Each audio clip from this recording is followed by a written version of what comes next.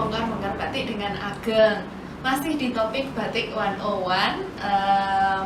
Ini episode kedua ya. Jadi kalau belum nonton yang sebelumnya, di mana saya membahas tentang batik itu apa, bahan-bahannya batik dan ukurannya, nanti saya akan link videonya, tolong ditonton dulu ya.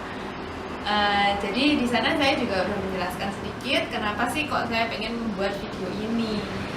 Jadi intinya pengen membuat kita semua lebih mengenal dan lebih mengapresiasi batik yang kita punya maupun yang nanti kita akan punya. Tuh. Nah, jadi karena kita udah bahas beberapa topiknya di episode yang kemarin, hari ini saya mau membahas teknik membatik, lalu pewarnaannya ya. Kita mulai dulu dengan teknik membatik. Jadi di video sebelumnya itu saya udah menjelaskan sedikit kalau batik itu yang boleh diakui batik, yang pengerjaannya adalah batik tulis dan batik cap. Pokoknya semua yang menggunakan malam di dalam prosesnya untuk menitang warna. Nah, bedanya kan ya udah dimengerti ya, kalau cap itu dia pakai kayak semacam stempel, kalau tulis dia digambar dengan tangan. Nah, bagaimana kita bisa membedakan keduanya itu? Yang paling gampang biasanya kalau batik cap itu pasti banyak pengulangannya motifnya, seperti ini. Sorry, kita di pinggir jalan raya, jadi kadang-kadang kalau ada mobil yang menakutkan lewat seperti tadi, kita kedengeran. Oke, nah seperti ini. Ini kan kelihatan motifnya mengulang-ulang terus ya. Ini ikan, terus habis itu yang kayak bunga-bunga atau ikan, terus habis itu ada buletan gitu. Nah, tapi kok saya bisa tahu kalau ini cap dan ini tuh bukan yang kemarin saya bilang tekstil motif batik? Taunya dari mana? Kita harus melihat di imperfectionnya. Malah di mana kain ini tuh nggak perfect, karena lagi kan dia dibuatnya oleh tangan manusia ya. Kalau dengan mesin, apalagi yang printing, itu sudah pasti tidak ada salahnya, salah yang tidak disengaja lah. Pasti semuanya diletakkan di situ ya karena memang harusnya ada itu gitu. Agak sedikit membingungkan sih kalau dengan teknologi yang sekarang tuh kan kita bisa ngeprint, presisinya itu hebat sekali gitu, jadi bisa menyerupai batik tulis. Cuman pasti kelihatan deh kalau yang dibuat mesin itu, karena apa ya, karena mungkin nggak tersentuh tangan manusia gitu, jadi kayak nggak ada hidupnya gitu, jadi kelihatannya flat gitu. Kalau yang dari tangan ini pasti ada kayak, wah ini hidup gitu, kerasa gimana ya, saya juga susah menjelaskannya. Tapi kalau nanti lihat banyak kain batik pasti kerasa deh, ini kok flat gitu ya, yang dibuat oleh mesin tadi. Oke, balik lagi ke gimana saya bisa tahu kalau ini tuh batik cap. Kita harus melihat di di mana dia tidak sempurna. Gimana sih cara nyarinya? Kalau saya tuh biasanya nyarinya gini. Ini kan kita pembuatannya itu digambarin outline-nya, terus habis itu dicelupkan atau dikuas gini warnanya. Jadi kalau misalnya ada sudut-sudut yang kecil-kecil gitu, itu biasanya ada yang nggak perfect. Kayak kita dulu waktu mewarna pas kita masih TK, SD gitu, kadang ada yang bleber-bleber. Nah, itu nanti saya lihat nih bentuk blebernya gimana gitu. Kalau misalnya dia bentuk blebernya seperti kayak cairan gitu, bahasa Inggris sih menjelaskannya gampang ya, kayak blob gitu. Itu pasti dia mewarnanya pakai tangan deh. Kenapa? Kalau print, yang paling susah membedakan ini menurut saya yang cap sama yang sablon, yang screen print. Kenapa? Karena kalau yang screen print pun itu biasanya gampang banget untuk bikin yang motifnya kayak gini nih, banyak pengulangannya. Cuman kalau screen print itu kan dia kan pakai stensilnya biasanya besar gitu ya. Berarti kalau dia ada kesalahan sedikit, ada blebernya sedikit, itu bentuknya tidak akan seperti kayak cairan yang kayak kebanyakan ngasih gitu. Dia pasti bentuknya itu ya seperti stem cell-nya. Itu gimana saya membedakan yang mana yang screen print, yang mana yang cap. Tuh. Nanti saya akan tunjukin deh fotonya di zoom biar kelihatan. Dia di mana sih? Kelihatan warnanya yang keluar sedikit-sedikit ini. Tuh. Terus ini ada lagi nih, ini contohnya cap juga. Jadi seperti yang saya bilang tadi kan, dia banyak repetisinya ya. Jadi ini motif parang.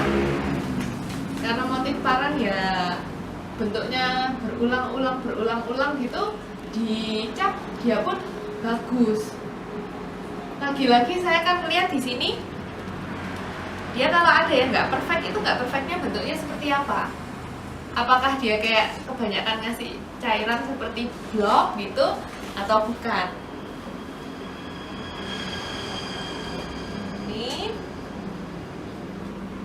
Ini juga parang.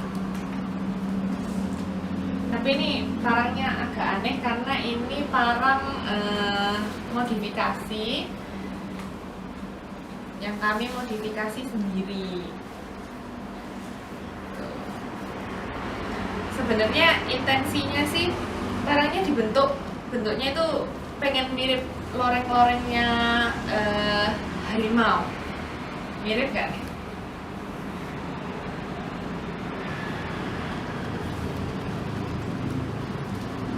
Oke, yang cap seperti itu. Kalau yang tulis, yang pasti biasanya yang motifnya tidak terlalu banyak repetisinya. Biasanya pasti ada repetisinya karena kan kainnya harus kelihatan seperti ya suatu karya gitu ya. Jadi ada repetisinya pasti. Cuman lebih nggak regular gitu. Kalau misalnya dia kayak stempel gini kan, misalnya jarak antara bunga satu dan bunga yang lain segini gitu, itu akan terus segini. Tapi kalau misalnya dia tulis kan freehand ya, jadi mungkin ada yang agak jauh, ada yang agak dekat gitu. Lalu biasanya kelihatan juga nih dari kayak kita lihat ujung-ujung kayak garis-garisnya gitu, itu bisa kelihatan juga perbedaannya.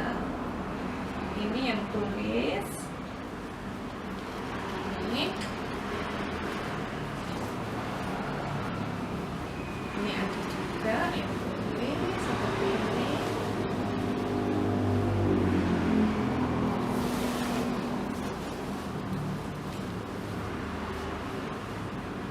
Ada repetisinya juga, tapi repetisinya itu nggak reguler. Terserah yang gambar.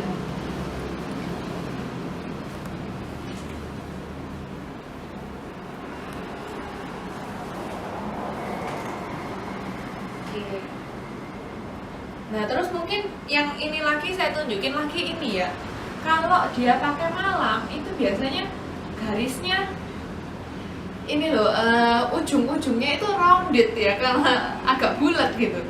Kalau dia yang sablon nggak harus seperti itu, dia bisa tajam-tajam. Tapi kalau bikinan tangan pakai malam pasti bulat-bulat. Ini coba dilihat, bisa diteliti sendiri. Ini agak sedikit.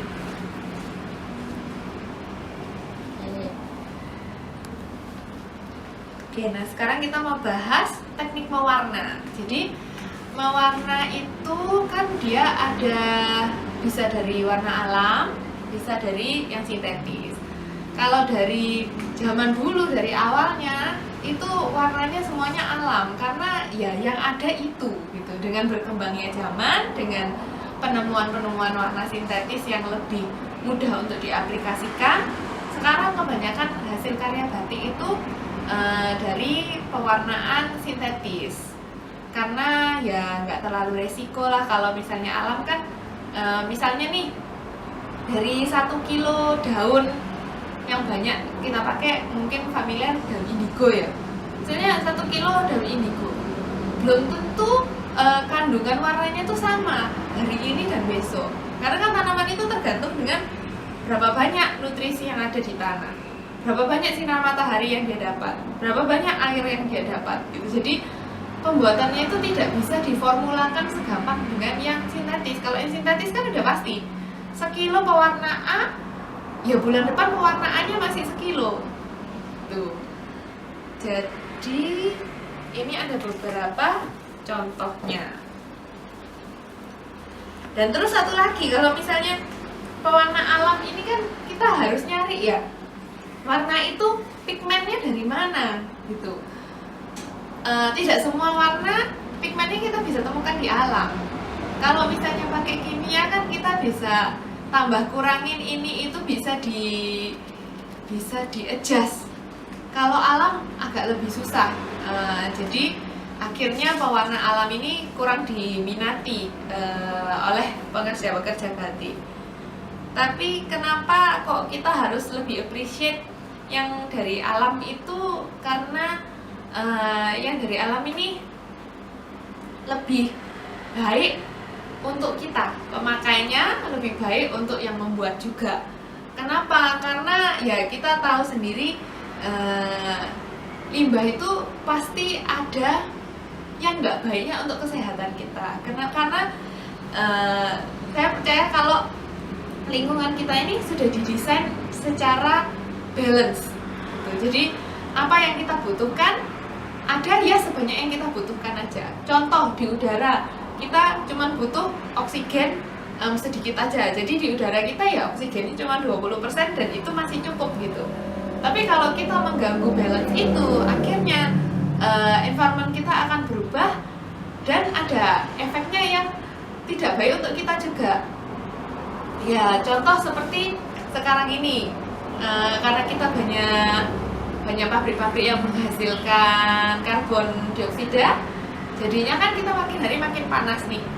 Begitu juga dengan limbah pewarnaan yang masuk ke air-air yang mengalir di Pulau Jawa ini gitu. Jadi saya sih lebih appreciate yang dari alam karena sudah pasti dia nanti kembali ke sungai pun, kembali ke laut pun tidak akan merusak kualitas hidup kita. Memang sih kalau yang dari alam itu ya warnanya cuma gitu-gitu saja. Kita nggak bisa terlalu menjadi kreatif dengan itu gitu. Tapi ya saya berharap semoga dengan nonton video ini kita semua jadi bisa berpikir ke arah bagaimana kita bisa appreciate lebih banyak lagi warna-warna yang dihasilkan dari alam kita ini. Ini contohnya hasilnya dari alam lagi. Dia sejauh ini mungkin warna-warna yang dihasilkan itu ya coklat, warna biru, warna merah bisa juga, cuman agak sedikit susah. Tapi saya berharap dengan bertambahnya apresiasi di warna-warna yang seperti itu, jadi kita dan pengrajin pun itu ada lebih banyak lagi insentif untuk eksplor ke sana, untuk lebih lebih menggunakan waktu dan usaha untuk menghasilkan karya-karya dari warna alam yang lebih hebat lagi. Oke, cuman ya sekarang kita masih belum bisa mengandalkan ke warna alam sepenuhnya karena ya pengrajin batik masih perlu penghasilan juga, jadi perlu mengikuti perkembangan dunia fashion dengan perubahan-perubahan tren warna dan tren motif dan sebagainya. Next saya mau membahas berarti pewarnaan sintetis ya. Kalau pewarnaan sintetis itu bedanya dengan warna alam ya, dia dibuatnya di laboratorium gitu, diracik, ngeraciknya lebih gampang daripada yang warna alam. Jadi bisa menghasilkan warna-warna yang seperti hijau begini, neon, menghasilkan warna seperti ini juga kuningnya cakep, oranye cakep, seperti ini. Jadi kalau dengan sintetis kita bisa mendapatkan warna apa aja yang kita mau. Semua warna bisa. Oke. Nah, pewarnanya kan ada dua tadi ya, pewarna alam dan pewarna sintetis. Sekarang cara mengaplikasikan warnanya ke kain ini ada macam-macam juga. Jadi yang mau saya bahas ada celup dan colet atau lukis. Karena colet dan lukis itu sebenarnya aplikasinya sama. Kalau dicelup ya self explanatory, kainnya dicelup ke warnanya, lalu sampai warnanya ngikat ke kain, lalu dikeringkan gitu ya. Kalau yang colet itu juga self explanatory, dia pakai kuas atau lukis gitu ya. Jadi dilukis warnanya pakai kuas. Tuh. Terus gimana sih cara taunya antara yang colet dan yang celup? Kalau yang colet itu biasanya warnanya tuh bisa banyak sekali. Dan warnanya tuh bisa macam-macam. Contoh seperti kain ini. Kain ini kan ada warna hijaunya aja sampai ada beberapa macam. Terus habis itu coklatnya juga ada beberapa tone yang berbeda. Ini colet nih pasti. Yang terus lihat lagi imperfectionnya, seperti yang tadi antara yang buatan tangan dan tidak ya. Ini juga kita bisa lihat imperfectionnya di sini itu seperti apa. Contoh lihat nih di ujung-ujung. Kalau di ujung ada yang kayak bahasa Jawanya ini sih bleber dikit gitu. Nah itu kemungkinan besar dia pakai kuas gitu, karena kan kita kuas kadang-kadang nggak kira-kira ininya ya, di kuas itu yang nempel pewarnanya seberapa banyak sih gitu. Terus pas kita tekan terlalu keras dikit aja, dia bisa meluber ke sebelah-sebelahnya gitu. Nah itu gimana saya caranya ngelihat yang colet. Lalu ada satu lagi seperti yang ini. Kalau yang colet itu atau lukis, dia bisa mendapatkan gradasi. Gradasinya bagus nih. Jadi kalau ini kelihatan di yang matahariannya ini, itu ada orange, terus habis itu seperti kekuningan ya, ada gradasinya. Itu pasti harus pakai kuas, nggak mungkin dicelup. Ini juga nih, ini gradasinya cantik sekali, anggrek bulat. Ini juga colet.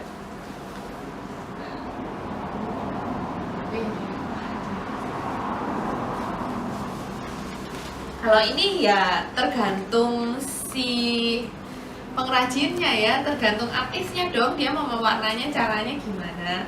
Bukan berarti yang satu lebih gampang dari yang lain, karena ya kadang kita merasanya harusnya celup lebih susah dong, karena kan dia kayak ngeramu warnanya nih lebih jelimet gitu. Tapi kalau celup itu kan tinggal kayak dicelup sudah sekain terwarna semua. Kalau yang dilukis ini kan dilukisnya satu-satu. Tuh. Ini juga lukis. Warnanya banyak banget.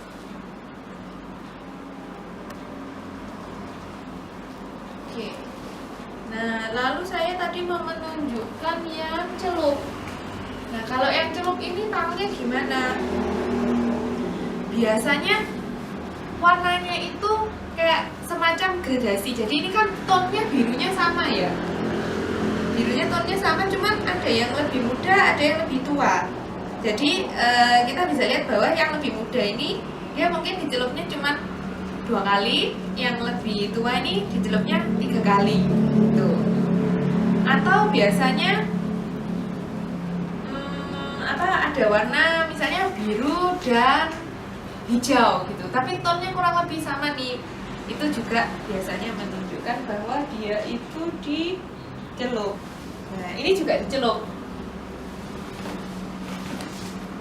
Kan warnanya biru sama coklat, kok bisa dicelup? Iya, ini dicelup juga. Dicelupnya 2 kali dengan warna biru dan warna kuning kecoklatan gitu ya. Jadi ini pertama kali yang dicelup pasti birunya dulu nih. Di situ biru dicampur kuning jadi hijau kan, ini makanya dapatnya hijau. Tapi ini pasti kuningnya itu nggak terlalu kuat karena hijaunya pun jadinya dia soft. Nah, lalu ditambahkan lagi dengan warna coklat, jadi menghasilkan ini ada 4, berarti biru, lalu hijau, lalu kalau hijaunya dikuningin lagi, kasih kuning lagi, dia akan menjadi coklat. Nah, terus terakhir backgroundnya nih yang warna coklat. Nah, tadi dari imperfectionnya juga bisa kelihatan. Kalau ini gimana kelihatannya? Jadi caranya untuk mewarnai yang dicelup ini kan dia harus setelah dicelup, lihat dong, yang mana lagi nih yang mau ditambahin warna. Yang mau ditambahin warna itu akan ditutupi lagi dengan malam. Jadi kalau ditutupi lagi dengan malam, kan kelihatan ini outline-nya itu nanti dia akan bentuknya itu garis, tapi garisnya tuh karakternya ujungnya nih bulat gitu ya. Kalau kayak gitu kan kita kelihatan, oh ini pasti tadinya tuh ditutupin malam, habis itu diwarna lagi. Pasti ini dicelup. Gitu. Jadi tipsnya adalah lihatlah imperfectionnya dia di mana dan seperti apa. Kan saya udah sharing ya tadi, oh prosesnya gimana sih? Dengan itu kita bisa kira-kira lah. Oh, ini kira-kira membuatnya gimana? Ini kira-kira membuatnya gimana? Tuh. Jadi kalau yang di rumah punya banyak kain batik, boleh tuh mulai dilihatin satu-satu. Ini punya saya tekniknya bagaimana ya? Ini kira-kira warnanya yang mana ya? Kalau batik yang buatan yang celup pasti mewarnanya dari yang muda dulu. Jadi tekniknya adalah membangun warna.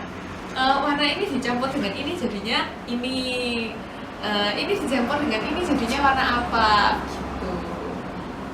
Saya ini sih kalau mendengar cerita gini-gini jadi excited sendiri sih. Jadi semoga yang di rumah juga sama excitednya dengan saya. Terima kasih sudah mengikuti video ini. Mungkin kayaknya jadinya lumayan panjang, jadi kalau bisa enjoy sampai akhir saya senang sih. Video-video yang lainnya juga nanti saya akan taruh linknya di bawah. Terima kasih sudah nonton.